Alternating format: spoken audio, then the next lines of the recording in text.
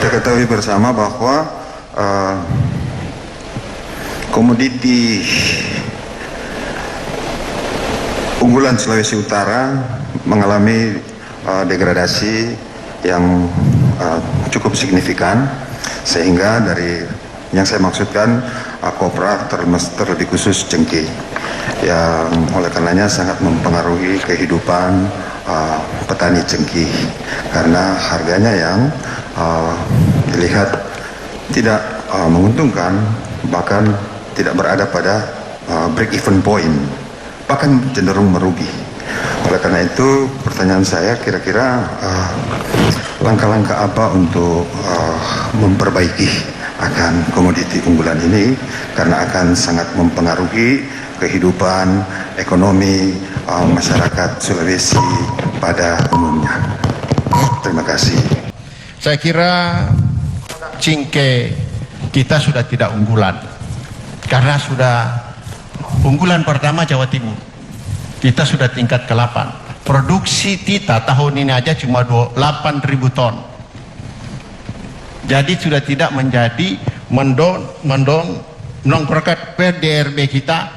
Cengkeh sudah tidak mendorong PDRB kita, jadi sudah tidak menjadi unggulan. Dan kita tahu persis bahwa cengkeh ini kenapa dia jadi tidak produk unggulan, karena pada saat-saat tertentu semua petani memotong pohon karena ada kartel.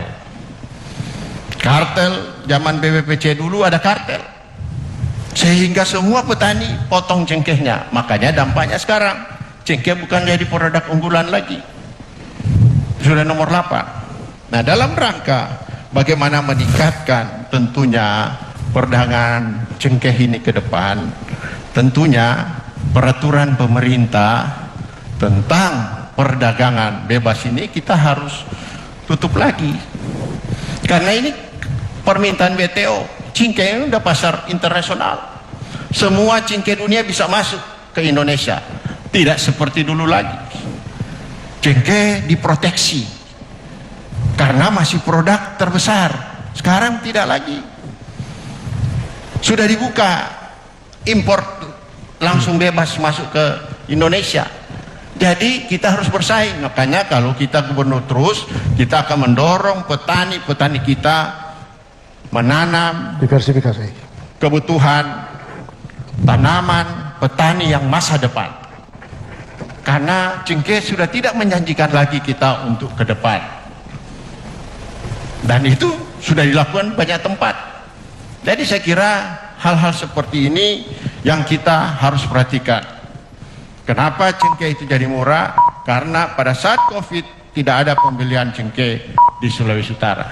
Saya kira itu. Menjawab begini, kasihan kalau misalnya cengkeh itu senyanda utama, kok jadi potong dosa semua dan tuh cengkeh di sana. Kasihan tuh petani-petani cengkeh kalau senyanda unggulan.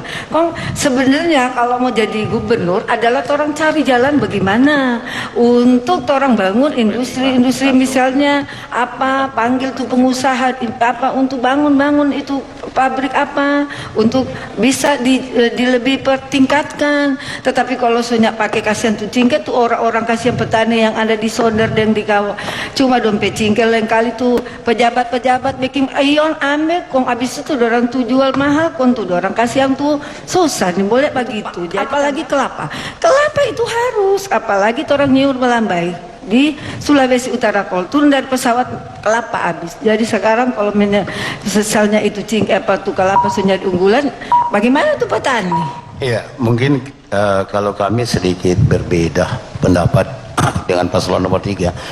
Memang untuk cengkeh sekarang ini bukan lagi menjadi produk terbesar atau menjadi unggulan utama, tapi kemudian tentunya keniscayaan bahwa masyarakat kita sejak dulu nyur melambai ini tidak hanya mengandalkan cengkeh kopra, tapi juga cengkeh menjadi maskot. Nah, ini tentunya harus kita pikirkan bersama. Soal pasar bebas itu keniscayaan, tapi pemerintah kemudian tentunya tidak boleh membiarkan begitu saja kepada para petani cengkeh kita Di samping kita akan mendorong mereka untuk melakukan juga bagaimana penanaman kepada tanaman-tanaman tahunan dan bulanan lainnya, tentunya hal ini tidak boleh kita biarkan. Kita, apabila kami, Ibu Kristiani, Engineer Peruntu dan saya akan menjadi gubernur, kita tentunya akan berupaya untuk menjadikan badan usaha milik pemerintah provinsi, dan itu akan bekerja sama dengan badan usaha milik daerah serta badan usaha milik desa. Bagaimana kita harus betul-betul dapat memberikan jaminan atau kita menetapkan harga terendah head. Hal ini pernah kita lakukan di Gorontalo waktu itu saya masih anggota DPR. Bagaimana kemudian Gubernur Fadil Muhammad tadinya mengangkat harga jagung dengan membentuk PT Mitra Mandiri yang bekerja sama dengan investor, kemudian mematok harga. Ketika harga bahan ini naik, maka dilepas kepada pasaran bebas. Tapi jikalah dia jatuh harga, maka harus ada jaminan kepada petani kita. Apakah dijual langsung kepada badan usaha atau dalam bentuk resi gudang.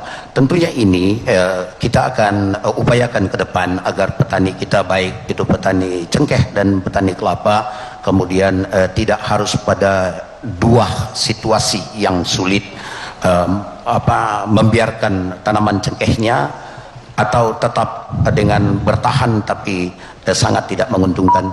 Memang kita pemerintah tidak boleh berdagang, tapi dapat kita membentuk badan usaha dan kita memberikan penyertaan modal bekerja sama dengan investor.